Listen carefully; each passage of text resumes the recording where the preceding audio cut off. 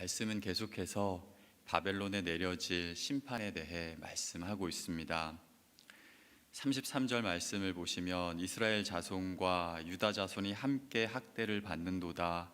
그들을 사로잡는 자는 다 그들을 붙들고 놓아주지 아니하리라 말씀하고 있습니다. 여기서 그들을 사로잡는 자란 바벨론을 말하는 것입니다. 바벨론은 BC 586년 유다를 멸망시키고 백성들을 사로잡아 포로로 데려가게 됩니다. 뿐만 아니라 아수르에 의해서 포로로 잡혀갔던 북이스라엘의 백성들도 함께 그 땅에 억류하게 됩니다. 즉 남북 이스라엘 백성들이 함께 바벨론에 사로잡히게 된 것입니다. 바벨론은 이스라엘 백성들을 결코 놓아줄 생각이 없었습니다. 그들은 강대하였고 그로 인해서 점점 더 이스라엘은 바벨론으로부터 해방될 가능성이 희박해져 가고 있었던 것입니다.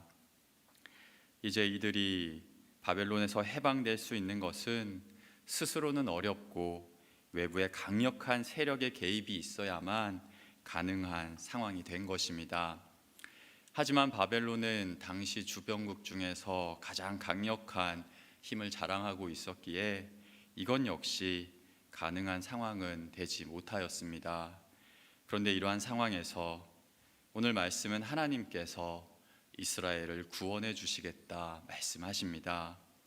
전능하신 우리 하나님께서 그들의 구속자가 되셔서 그들을 자유케 하여 주시는 것입니다. 34절의 말씀처럼 구원자 되시는 하나님은 강하신 분으로 그동안 어려움에 있던 이 이스라엘로 하여금 평안하게 하여 주실 것을 말씀하시는 것이죠. 반면에 바벨론은 이제 상황이 바뀌어서 불안하게 지낼 수밖에 없게 되는 것입니다. 35절 이하의 말씀처럼 칼이 바벨론의 주민들과 또 고관들과 또 지혜자들 위에 떨어지는 것과 같이 그들에게 어려움이 임할 것이고 그것으로 말미암아 그들은 어리석게 될 것이고 또 놀라게 될 것입니다. 메대와 바사를 통한 하나님의 심판으로 말미암아 이러한 어려움들과 함께 38절 이하의 그 말씀에서는 그들이 거하는 땅이 메마르게 되고 또 사막의 들짐승들과 승냥이와 더불어 사는 황무지로 변모하게 될 것이다 말씀은 우리에게 전해주고 있습니다. 처참하게 파괴되고 또 황폐해질 것을 이렇게 말씀하고 있는 것이죠. 여러분, 하나님께서 이스라엘을 위한 막대기로 사용하였던 이 바벨론이 이처럼 메대와 바사를 통해서 다시금 하나님의 심판의 대상이 된 이유에 대해서 오늘 본문은 바벨론의 우상 숭배로 인함이다 그렇게 말씀합니다.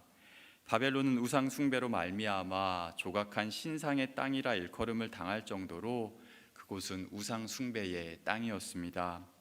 자신들이 섬기는 그 우상뿐만 아니라 이민족들이 섬기던 무섭고 험상궂은 우상들로 가득 찼던 곳이 바로 이 바벨론이었던 것입니다.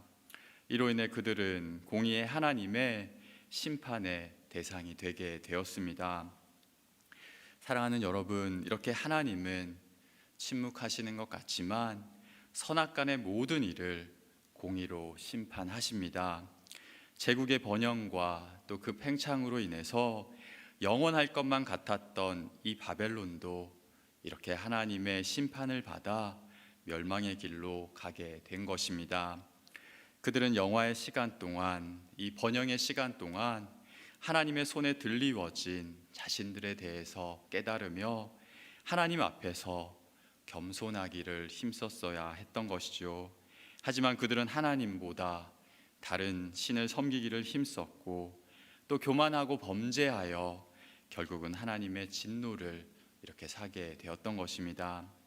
오늘 말씀과 같이 칼과 같은 메대와 바사 연합군이 그들을 향해서 들어와 속절없이 당하게 되어 그들은 이제 역사의 뒤안길로 사라지게 된 것입니다. 그러면서 하나님은 약속의 백성들, 언약의 백성들에 대해서는 그들에 대해 잊지 않으시며 다시금 그들로 하여금 회복의 길로 인도하여 주시게 됩니다. 앞에서 함께 나눈 것과 같이 하나님께서 이스라엘의 구속자가 되시어 그들을 구원하여 주시고 자유케 하여 주시는 것입니다. 하나님은 목자 없는 양떼와 같이 방황하는 이 이스라엘 백성들을 찾아가셔서 그들을 새롭게 하시고 또 회복시켜 주시게 됩니다. 하나님을 떠나 곁길로 가던 그들을 보시면서 마음 아파하시고 또 안타까워 하셨지만 결코 그들을 잊지는 않으셨던 것입니다. 70년이라는 이 바벨론의 포로 생활을 지나게 하시면서 그들로 하여금 새로운 하나님 나라의 백성들로 세워져 가기를 바라고 계셨습니다. 다시금 하나님의 백성답게 그들이 돌아올 것을 하나님은 기다린 것입니다. 사랑하는 여러분, 그러므로 오늘 말씀을 통해서 하나님은 내가 너희를 위해 싸우며 너희에게 평안함을 허락하여 줄 것이다 말씀하여 주셨던 것입니다. 이제는 바벨론의 사슬을 끊고 이스라엘을 다시금 구원하시며 구속해 주실 것을 이렇게 말씀하여 주신 것입니다. 여러분, 이것은 하나님이 우리를 향한 말씀이기도 합니다. 왜냐하면 우리의 인생 역시 하나님의 전적인 구속이 필요하기 때문입니다. 우리가 매 순간순간 살아가는 이 인생 역시 하나님께서 구속하시고 또 자유케 하여 주시지 않으시면 우리는 온전히 살아갈 수가 없는 것이지요.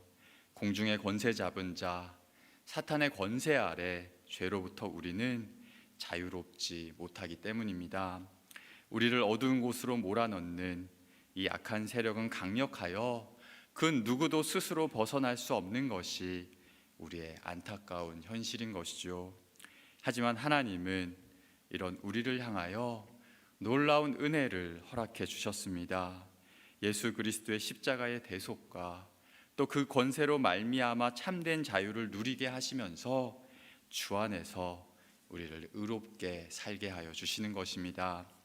연약하고 또 어리석어 말씀의 이스라엘 백성들과 같이 죄의 사슬에 묶여 종노릇하며 살아가는 우리들을 하나님은 다시금 새롭게 하시고 또 회복시키셔서 주 안에서 참된 자유와 평화를 누리면서 살게 하여 주시는 것입니다.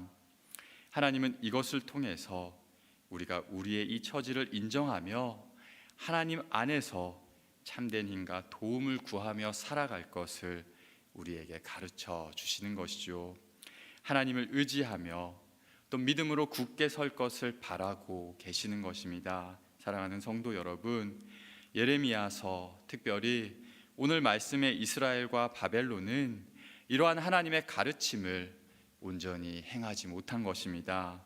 우리의 도움은 오직 하나님께 있음을 그들은 인정하지 못한 것입니다.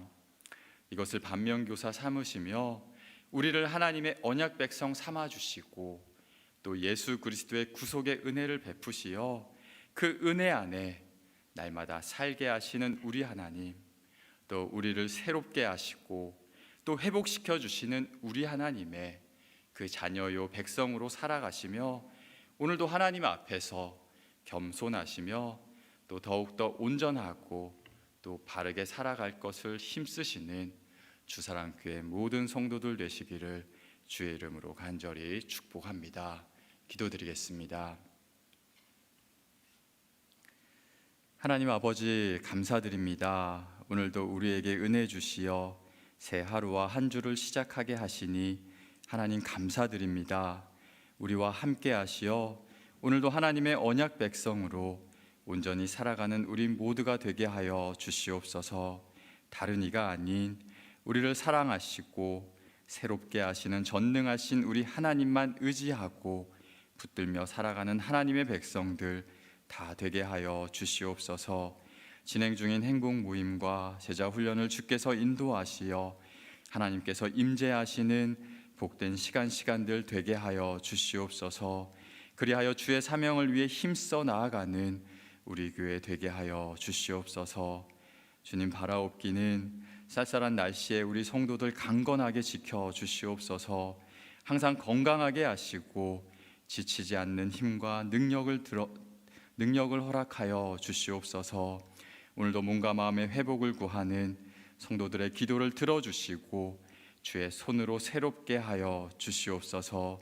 사랑하는 담임 목사님, 오늘도 함께 하여 주시어 능력을 주시며 하시는 모든 사역들 위해 은혜와 은총으로 도와주시옵소서.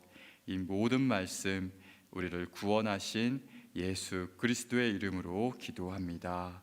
아멘.